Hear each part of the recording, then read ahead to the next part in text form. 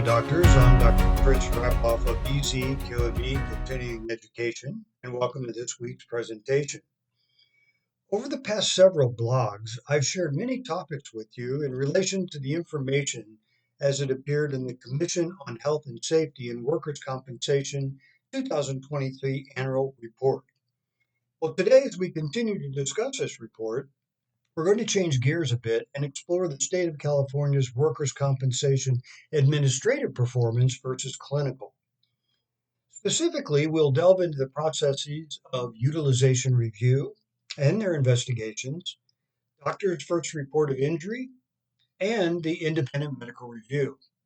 We will reveal the recent data indicating the frequency of these reviews requests, as well as their impact on the final decisions and determinations on the workers' compensation system in California.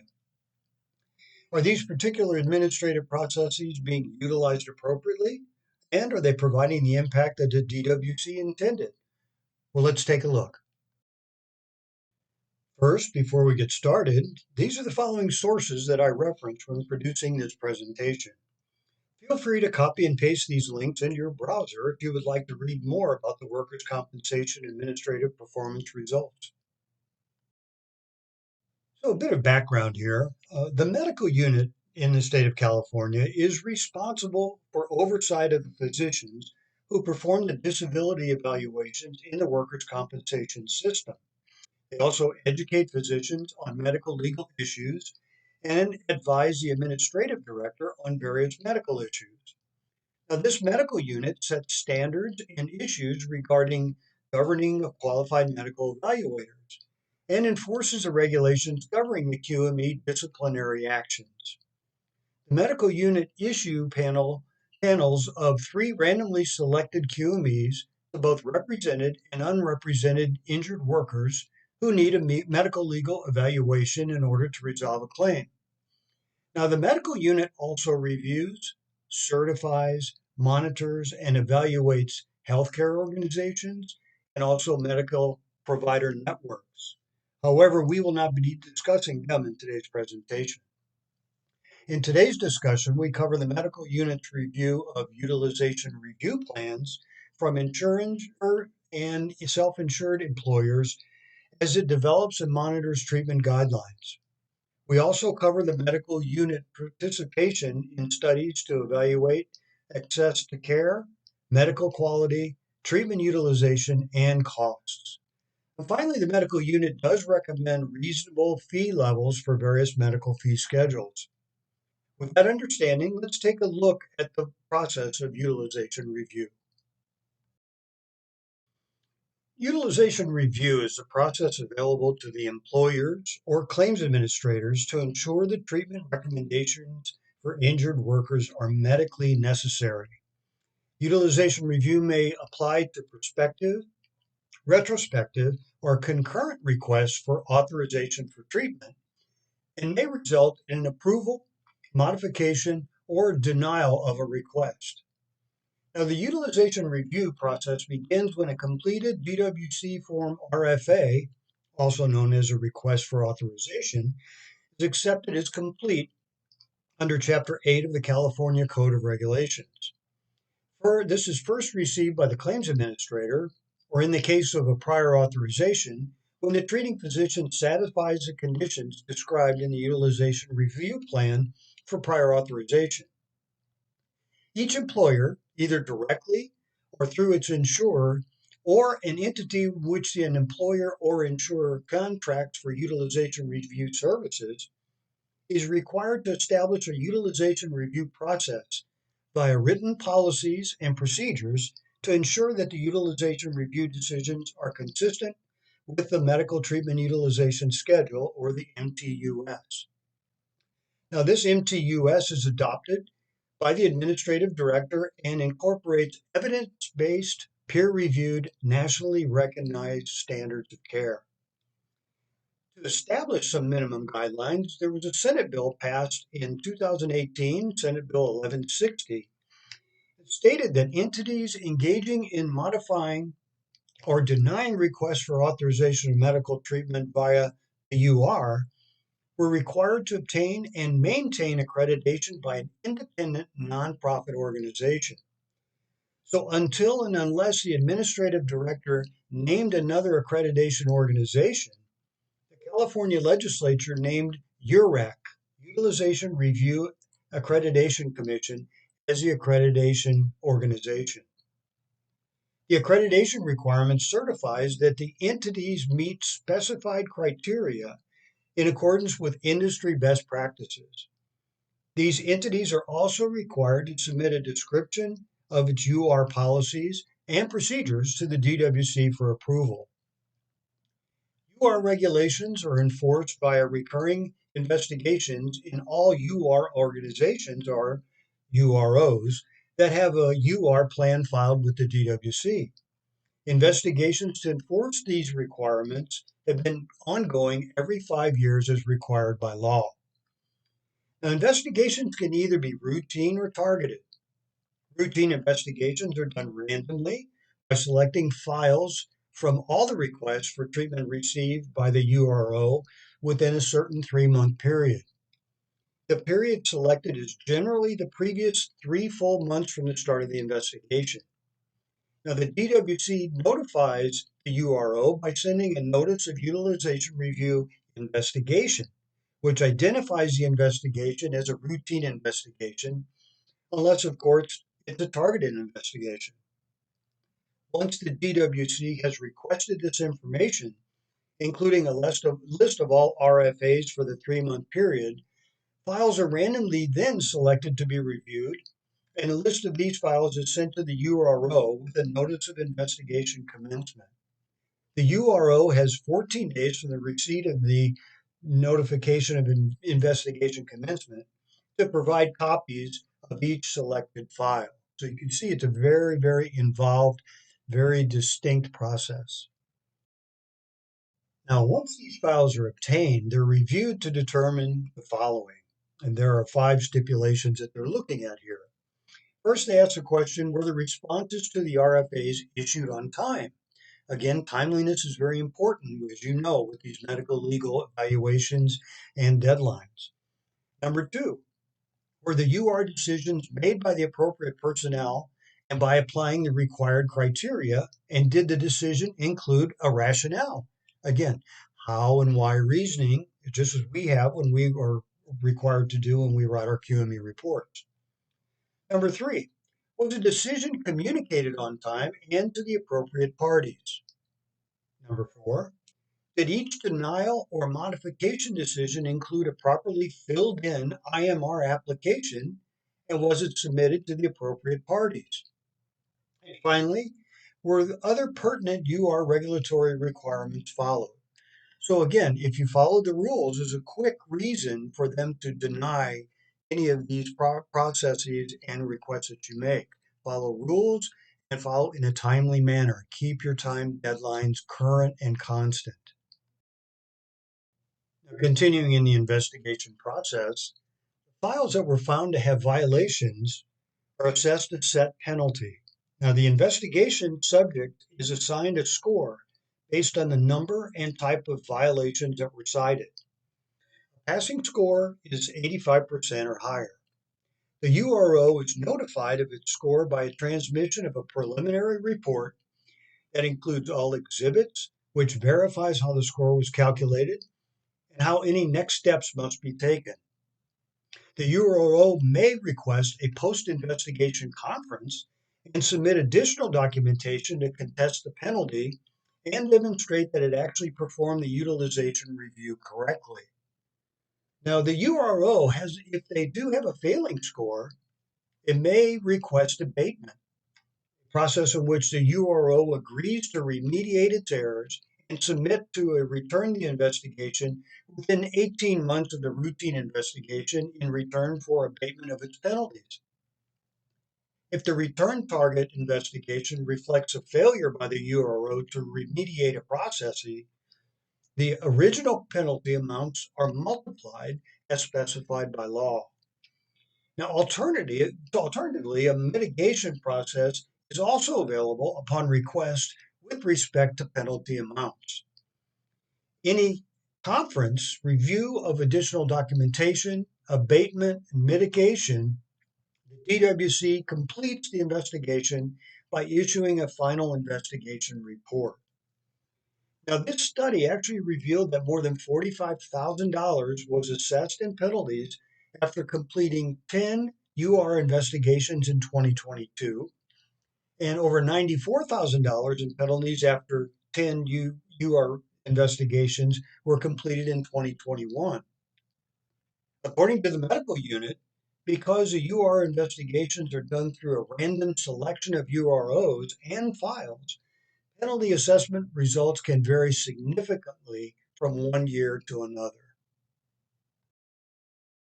Now, more on this utilization review. We have Senate Bill 1160 that was signed into law in September of 2016. Among other provisions, it revises and recasts provisions related to the UR with regard to injuries occurring on or after July 1st of 2018. The bill sets forth the medical treatment services that would be subject to be prospective UR. It authorizes retrospective UR for treatment provided under limited circumstances as well. The bill also establishes procedures for conducting prospective and retrospective UR. And on or after January 1st of 2018, the bill established new procedures for reviewing determinations regarding the medical necessity of medication prescribed pursuant to the drug formulary adopted by the administrative director. Also, the passage of this Senate Bill 1160 also requires the DWC's administrative director to develop a system for electronic submission of information on each utilization review decision to the DWC. So now you see we're going to electronic submissions. The proposed system requires that they secure electronic transmission directly from the utilization review organization to the DWC. Now, through the monitoring of the utilization review data, the division will then be able to accurately assess timelines of requests for treatment, determine the effects of the MTUS clinical guidelines on treatment, and compare the URO decisions on treatment to assess program consistency. The system is still in the process of being built several years later after implementation. There's not much information provided about the doctor's first report of injury report. However, they do indicate that every physician who treats an injured worker must file and complete a doctor's first report of injury, or a DFR, on Form 5021 with the employer's claims administrator within 5 days of the initial examination. Now, currently, the claims administrator is required to send a paper copy of the DFR by mail to the Division of Industrial Relations. Recent changes, however, require that the physicians electronically file the DFR with the DWC. The DWC currently has an electronic DFR available that allows for the standardized data to be submitted directly to the DWC, thereby foregoing snail mail. And plans are also underway to develop an improved version of the current electronic DFR as it stands. Okay, let's move on to independent medical review. Now, Senate Bill 863 adopted several provisions that affect how medical necessity determinations are actually made for medical care provided to the injured workers. One of the key provisions was putting in place the independent medical review, or the IMR process, for resolving medical treatment disputes. Effective January of 2013, for injuries occurring on or after that date, and effective July 1st of 2013 for all injuries, dates of injury, the IMR is being used to decide medical necessity disputes for injured workers. Now, the DWC administrates the IMR program with costs borne by the employer, and it's similar to the group health process for medical treatment dispute resolutions. The IMR program is now in its 10th year, and the volume of IMR application filings had previously held steady for year to year for several years. However, in the first 5 months of 2023, January through May, IMRO received 71,000 plus applications for an IMR. And that's consistent with an average of about 14,200 average monthly application filings in 2022. Over 2 million applications for IMR were filed in the first 10 years and 5 months of the program. Now, based on the number of filings in the 5 months of the current year, 71,000 plus, the total number of applications received in the current year of 2023 is projected to be consistent with the total year of 2022. As I said, this is a 2023 annual report, so all of the information is still not gleaned from year end 2023. Some more information on IMR. Now, since 2016, when the total number reached 176,000, the number of issued decisions really has fluctuated. In 2022, over 127,000 decisions were issued, a 4.5 decrease from 2021, when the IMRO issued 133,400 decisions. Now, the number of IMR cases decisions issued in 10 regions in California in 2021 and 2022. Southern California accounted for 45% of all IMR decisions in 21 and 22. Very interesting. Now, the Senate Bill 863 also adopted several provisions to provide a quick, efficient way of resolving disputes over the medical billing and eliminating litigation at the appeals board over billing disputes. One of the key provisions was putting in place the Independent Bill Review, or the IBR. And this process was for resolving medical treatment and medical legal billing disputes.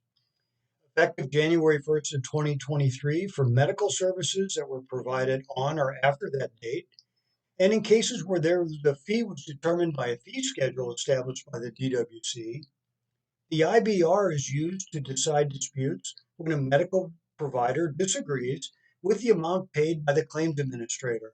And we see this often in our QME issues. Now, the DWC administers the IBR program, which refers applicants to an independent bill review organization. This independent bill review organization has reasonable fees for the IBR that are paid by the applying physician. Now, if the independent bill reviewer determines that the claims administrator owes the physician additional payment on the bill, the claims administrator must reimburse the physician for that review fee. Currently, that review fee for the application of the IBRO is $180. Now, yearly numbers of IBR requests received and the IBR decisions completed between 2013 and the first 5 months of 2022. In 2013, when the IBR became effective, 1,000 applications were received and 204 IBR decisions were actually completed, so 20%. The number of IBR requests received more than doubled from 2013 to 2,385 requests in 2016, and then decreased by 31% from 2016 to 2019. No reason given there.